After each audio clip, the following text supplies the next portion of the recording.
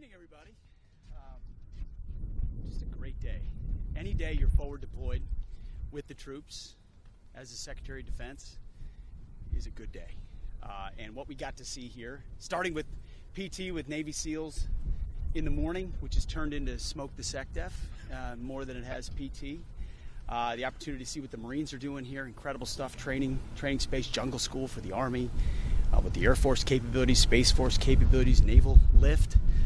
It's all here, and it's all a reflection of America's commitment to the Indo-Pacific and the Trump administration's focus on ensuring that we are doing everything we can to deter conflict with the Communist Chinese, who we don't seek conflict with at all.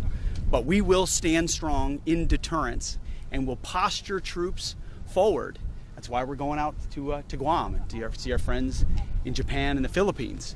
We're posturing forward, talking and meeting with commanders who have the capabilities that understand the AOR, talking to friends and allies, and in that, it doesn't get any better than watching troops in action, which is a humbling and an honor for me.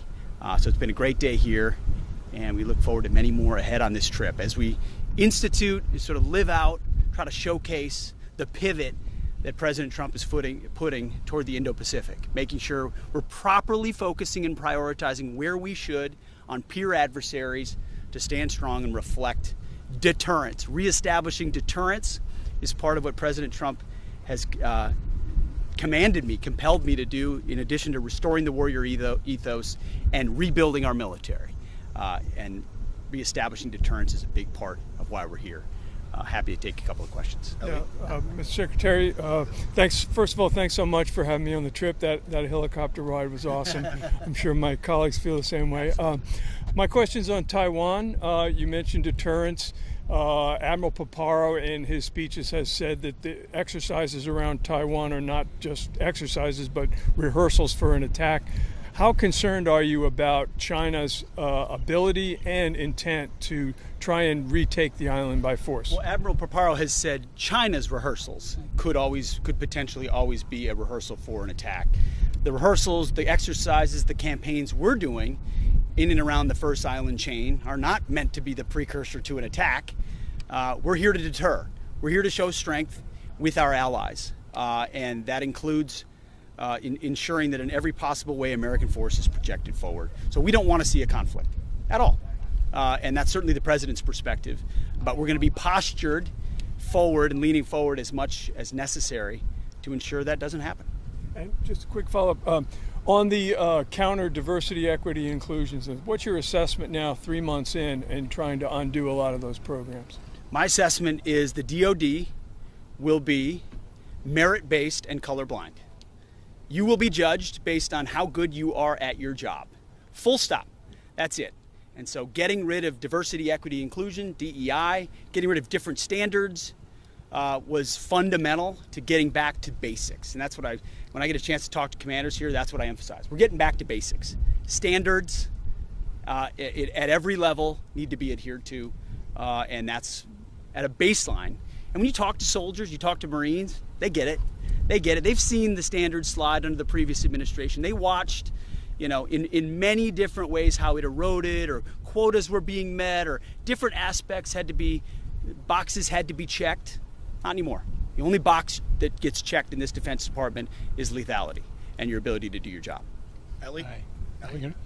Mr. Secretary, the messages the White House called authentic did at the very least include sensitive details about targets and timing.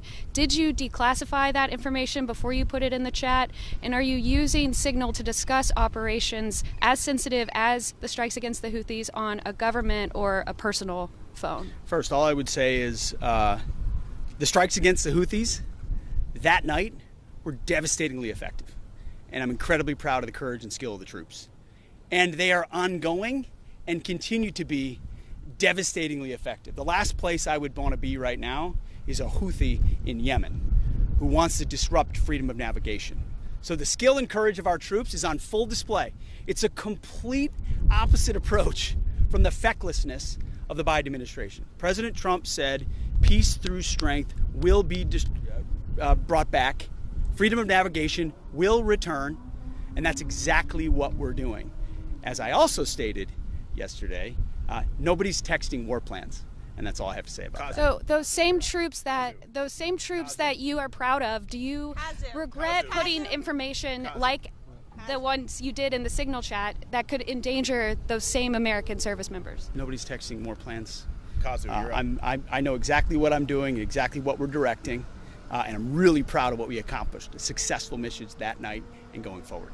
So you had a conversation with seniors in the Pecan. So how do you had a conversation with senior officials in the Pecan today and yesterday, and how do you evaluate the importance of Indo-Pecan?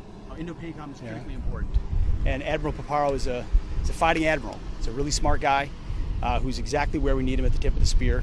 Indo-Pecan is where we need to be focusing. What you will see in the interim national defense strategy from the DoD will focus, make sure we're defending the homeland, including the homeland Oconus here in Hawaii, and that we're postured to focus on the Indo-Pacific. So it's critically important. One more. Yes. Thank you, sir. Earlier today at the POW-MIA accounting agency, you were taking a tour of the building and you were shown a wall of Medal of Honor recipients whose remains have been recovered over the years. I'm sure it was a very humbling experience.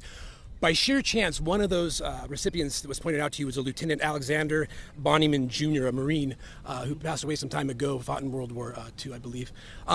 You said, wait a minute, I know who that is. And it turns out that by just pure happenstance, you obviously went to Princeton, and he also went to Princeton, and you remember studying him back when you were a student there. Yes. Can you tell me what that was like, and what a cool story. It's a cool story. So we were at the Defense Prisoner of War Missing in Action agency, where they still commit to the legacy of those that have lost on the battlefield, bringing them home, identifying the remains, and making sure the families have that closure. We leave nobody behind. I was looking at the wall, and in this one particular unit, there was a lieutenant who was a recipient of the Medal of Honor. And I looked up and it said Lieutenant Bonnyman, and I just thought, where have I heard that name before? And then I realized at Princeton, there were stars outside some of the windows of the older buildings, and one of those was a window of a dorm I was in, maybe sophomore or junior year. And on that star was Lieutenant Bonnyman.